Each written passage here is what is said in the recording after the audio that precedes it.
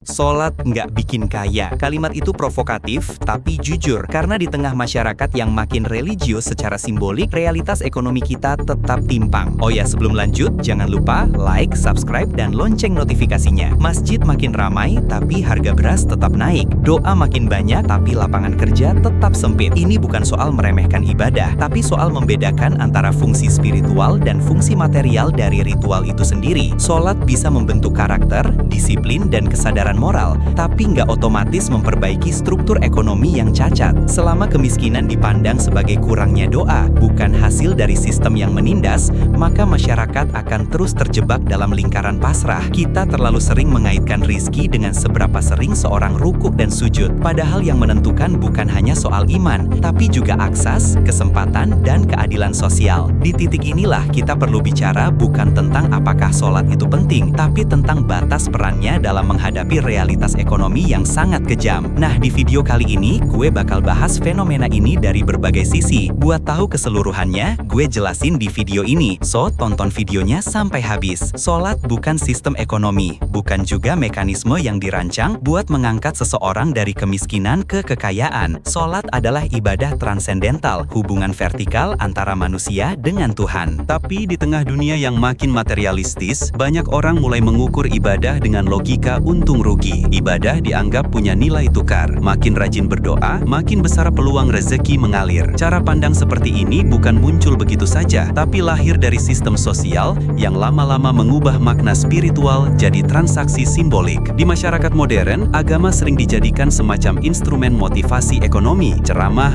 buku, bahkan konten religius di media sosial banyak yang menekankan hubungan sebab akibat antara ibadah dan kekayaan. Sholat, sedekah, atau doa ditekankan sebagai kunci rezeki. Akibatnya, orientasi spiritual jadi bergeser. Orang beribadah bukan karena kesadaran eksistensial, tapi karena ekspektasi material. Ibadah yang seharusnya jadi ruang refleksi diri, berubah jadi alat negosiasi dengan Tuhan. Pergeseran ini menunjukkan bagaimana nilai agama diserap dalam budaya yang didominasi oleh logika pasar. Ketika hampir semua hal diukur lewat manfaat ekonomi, ibadah pun ikut diukur dari hasil duniawinya. Jadi dinilai dari apakah hidup jadi lebih baik, bukan dari apakah diri jadi lebih sadar dan jujur. Ini yang bikin masyarakat sering salah kaprah saat melihat hubungan antara spiritualitas dan kesejahteraan. Karena ketika seseorang miskin, meski rajin ibadah, muncul anggapan kalau ibadahnya belum benar atau kurang kuat. Padahal masalahnya bukan di sholatnya, tapi di cara berpikirnya. Sholat tidak pernah dijanjikan sebagai alat untuk memperkaya diri. Dalam ajaran dasarnya, ibadah ini bertujuan menumbuhkan kesadaran, kedisiplinan, dan kerendahan hati. Tapi dalam masyarakat yang tekanan ekonominya tinggi, ibadah sering dijadikan harapan terakhir ketika sistem sudah nggak berpihak. Banyak orang akhirnya mencari makna religius bukan karena keinginan spiritual, tapi karena keputusasaan sosial. Ibadah jadi semacam tempat berlindung ketika semua jalan ekonomi buntu. Fenomena ini mencerminkan betapa kuatnya pengaruh struktur ekonomi terhadap cara manusia memahami agama. Ketika ketimpangan makin lebar, agama sering dipakai buat menenangkan, bukan memberdayakan. Orang didorong buat sabar, pasrah, dan percaya, tapi jarang diajak buat memahami kenapa sistem ini terus menciptakan kemiskinan yang sama. Akhirnya, agama seolah dijadikan simbol kepasrahan, bukan kesadaran. Masalahnya, bukan di ajaran agama, tapi di interpretasi sosial yang keliru. Agama yang seharusnya memberi arah etis terhadap kehidupan, justru dikerdilkan jadi ritual yang diharapkan menghasilkan imbalan duniawi. Padahal, kalau dilihat secara utuh, sholat lebih dari sekadar rutinitas 5 waktu. Ia adalah latihan moral, bentuk pengendalian diri, dan refleksi terhadap realitas sosial. Tapi karena logika ekonomi sudah terlalu dominan, dimensi transendental itu makin hilang dari kesadaran kolektif. Jadi, ketika muncul pertanyaan, kenapa sholat nggak bikin kaya? Jawabannya bukan karena Tuhan nggak adil atau doa nggak didengar, tapi karena sejak awal, sholat memang bukan alat untuk memperkaya diri. Ia bukan transaksi, tapi transformasi batin. Dan selama masyarakat masih menilai keberhasilan spiritual dari isi rekening, selama itu juga makna sholat akan terjepit jadi alat ekonomi semu yang sebenarnya tidak pernah dimaksudkan begitu. Sholat 5 waktu pada dasarnya adalah sistem disiplin yang sangat terstruktur. Ia mengatur ritme harian seseorang dengan waktu-waktu yang pasti, dari subuh sampai isya. Tubuh dan pikiran dipaksa untuk berhenti dari rutinitas, kembali sadar, dan menundukkan diri pada sesuatu yang lebih besar dari urusan dunia.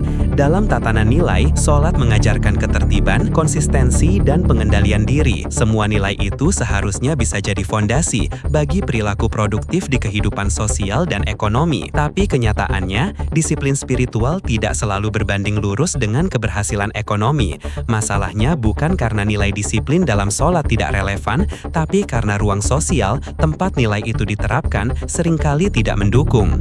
Orang boleh sedisiplin apapun, tapi kalau sistem kerjanya eksploitatif, pendidikan terbatas, dan kesempatan ekonomi tertutup, kedisiplinan itu tidak akan menghasilkan mobilitas sosial yang berarti. Di titik ini muncul kesenjangan antara moralitas individu dan struktur ekonomi yang mengekangnya. Sholat melatih keteraturan, tapi sistem membuat orang tetap berjalan di tempat. Dalam konteks masyarakat modern, kedisiplinan sering dimonopoli oleh logika produktivitas kapitalistik. Nilai-nilai seperti tepat waktu, tanggung jawab, dan kerja keras diklaim sebagai etika yang lahir dari pasar, padahal akar spiritual seperti sholat sudah lama mengajarkannya. Namun bedanya, dalam spiritualitas, disiplin diarahkan untuk keseimbangan batin, bukan sekedar efisiensi kerja. Saat nilai-nilai spiritual ini masuk ke sistem ekonomi yang tidak adil, ia kehilangan makna aslinya. Disiplin berubah jadi tuntutan tanpa arah, etos kerja berubah jadi beban struktural yang tidak memberi hasil nyata. Sholat menanamkan struktur psikologis yang stabil, yaitu waktu yang teratur, refleksi yang berulang, kesadaran atas batas diri. Tapi struktur ini sulit berkembang dalam sistem sosial yang penuh tekanan. Banyak orang tetap menjalankan sholat secara rutin, tapi hidupnya tidak berubah karena disiplin spiritualnya tidak pernah terhubung dengan kesempatan ekonomi yang konkret. Kedisiplinan tanpa akses hanya menghasilkan ketabahan, bukan kemajuan. Pendidikan dan pekerjaan jadi dua ruang utama tempat nilai disiplin diuji. Tapi ketika pendidikan mahal dan pekerjaan tidak sebanding dengan tenaga, hasilnya adalah stagnasi. Orang bisa bangun tiap subuh, bekerja tanpa henti, tetap berdoa. Tapi kalau upah rendah dan struktur pasar tidak memberi ruang, maka disiplin itu tidak menciptakan kesejahteraan. Ia hanya menjaga seseorang agar tidak hancur secara mental di tengah sistem yang kejam. Di sisi lain, disiplin yang lahir dari sholat sering dianggap cukup sebagai bekal moral. Padahal itu tidak. Nilai moral tanpa kemampuan struktural tidak bisa mengubah posisi sosial seseorang. Ini sebabnya, masyarakat yang religius belum tentu produktif secara ekonomi. Banyak individu punya kesadaran spiritual yang tinggi, tapi tidak punya akses untuk menerjemahkannya ke dalam tindakan ekonomi yang berarti. Bukan karena malas, tapi karena sistem tidak memberi ruang untuk berkembang. Sholat dalam makna aslinya bukan hanya soal tunduk pada waktu, tapi juga soal bagaimana manusia mengatur hidupnya dengan kesadaran penuh. Namun ketika kesadaran ini hidup di lingkungan yang tidak adil, hasilnya hanya jadi rutinitas. Disiplin dijalankan, tapi tidak membuahkan hasil yang bisa diukur. Bukan karena nilainya salah, tapi karena sistem yang ada tidak memberi peluang bagi nilai itu untuk bekerja. Jadi, disiplin dari sholat bukan hal yang keliru atau tidak berguna, tapi selama lingkungan sosial dan ekonomi masih menutup akses bagi mereka yang sudah berusaha, nilai itu hanya akan jadi kekuatan internal, menjaga seseorang tetap waras, tapi tidak cukup kuat untuk mengubah nasibnya. Dalam situasi seperti ini, sholat lebih berfungsi sebagai pelindung psikologis, bukan alat mobilitas sosial. Ia menjaga manusia agar tidak tenggelam dalam keputusasaan, tapi belum mampu membuka jalan keluar dari jeratan sistem ekonomi yang menahan mereka di tempat yang sama. Banyak masyarakat berhenti di tahap kesalehan simbolik, di mana ibadah dijalankan sebagai rutinitas, tapi tidak berdampak nyata pada cara berpikir dan bertindak dalam kehidupan sosial maupun ekonomi. Sholat dilakukan, tapi nilai-nilai yang terkandung di dalamnya tidak pernah benar-benar masuk ke dalam kesadaran sosial. Yang dijaga adalah bentuk, bukan substansi. Akhirnya agama hadir di ruang pribadi, tapi tidak ikut membentuk struktur sosial yang lebih adil. Fenomena ini terjadi karena kesalehan di masyarakat sering dipahami sebagai identitas, bukan sistem nilai. Orang dianggap soleh ketika terlihat beribadah, bukan ketika membawa nilai ibadah itu ke dalam kehidupan sosial. Akibatnya, sholat menjadi tanda kesalehan individu, tapi kehilangan fungsi sosialnya. Ibadah jadi alat pengakuan moral, bukan dorongan perubahan. Dalam kondisi seperti ini, kesalehan berhenti di simbol, dan simbol itu sudah cukup untuk mendapat legitimasi sosial tanpa perlu ada tanggung jawab sosial yang nyata. Dalam tatanan yang lebih luas, kesalehan simbolis sering digunakan untuk menutupi ketimpangan struktural. Di lingkungan kerja, pendidikan, atau bahkan pemerintahan, religiusitas sering dijadikan penanda moral, padahal praktik sosial di baliknya tetap koruptif dan eksploitatif. Masyarakat diajak untuk menilai moralitas dari penampilan spiritual, bukan dari dampak sosial. Disinilah kesalehan berhenti sebagai citra, bukan kekuatan transformasi. Kesalehan struktural seharusnya berarti penerjemahan nilai nilai-nilai ibadah ke dalam sistem sosial dan ekonomi yang lebih manusiawi. Nilai kejujuran, keadilan, dan tanggung jawab sosial yang terkandung dalam ibadah seharusnya membentuk kebijakan, etika kerja, dan perilaku ekonomi yang berpihak pada keadilan. Tapi karena struktur sosial tidak dibangun di atas nilai itu, akhirnya kesalehan hanya berfungsi di ruang privat. Sementara di ruang publik, logika kekuasaan dan keuntungan tetap jadi hukum utama. Masalah ini makin kompleks ketika agama dijadikan alat legitimasi sosial. Banyak individu atau institusi menggunakan simbol-simbol religius untuk memperkuat citra moral tanpa mengubah struktur perilakunya.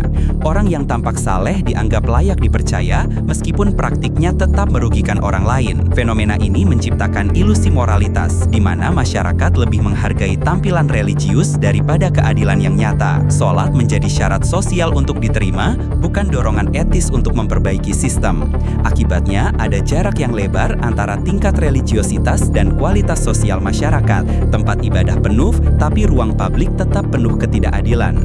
Orang berdoa setiap hari, tapi masih berkompetisi dengan cara yang saling menjatuhkan. Nilai spiritual tidak pernah diubah menjadi etos sosial karena agama hanya dipahami sebagai ritual, bukan kerangka berpikir. Ini yang membuat kesalahan simbolik tumbuh subur karena lebih mudah dilakukan, tidak menuntut perubahan sistemik, dan memberi kepuasan moral yang cepat. Padahal, kalau nilai sholat benar-benar diinternalisasi secara struktural, ia bisa jadi kekuatan sosial yang besar. Disiplin waktu bisa berubah jadi budaya kerja yang konsisten. Nilai kebersamaan bisa membentuk solidaritas sosial, dan kesadaran akan keadilan bisa mendorong sistem ekonomi yang lebih merata. Tapi selama ibadah hanya dipahami sebagai urusan pribadi antara manusia dan Tuhan, perubahan sosial tidak akan pernah terjadi. Kesalahan simbolik hanya membuat individu merasa tenang, tapi tidak mengubah realitas yang membuat banyak orang tetap terjebak dalam ketimpangan. Ia menciptakan kenyamanan moral di tengah sistem yang rusak, dan kenyamanan itu seringkali membuat orang tidak merasa perlu mengubah apapun. Sholat tetap dilakukan, tapi sistem tetap timpang. Ibadah tinggi, tapi keadilan rendah. Dan selama kesalahan hanya berhenti di simbol, agama akan terus berjalan sejajar dengan ketidakadilan tanpa pernah menantangnya. Sholat gak diturunkan untuk mencetak orang kaya, tapi untuk menjaga manusia tetap waras di dunia yang gak adil. Ia bukan alat untuk melawan sistem, tapi kompas moral agar manusia gak ikut rusak oleh sistem itu sendiri. Karena kalau kekayaan dijadikan ukuran iman, maka agama kehilangan maknanya, dan yang tersisa cuma ritual tanpa kesadaran sosial. Pada akhirnya, doa dan kerja bukan dua hal yang saling menggantikan, tapi dua sisi dari perjuangan yang sama. Sholat menjaga hati, kerja memperjuangkan hidup. Keduanya harus berjalan beriringan, tapi jangan pernah ditukar perannya. Karena iman yang sejati bukan tentang berapa banyak doa dipanjatkan, tapi bagaimana doa itu diwujudkan jadi tindakan di tengah dunia yang gak berpihak. Gimana menurut kalian tentang fenomena ini? Tulis pendapat lu di kolom komentar. Terima kasih sudah menonton video ini. Sampai ketemu di video selanjutnya. Ya.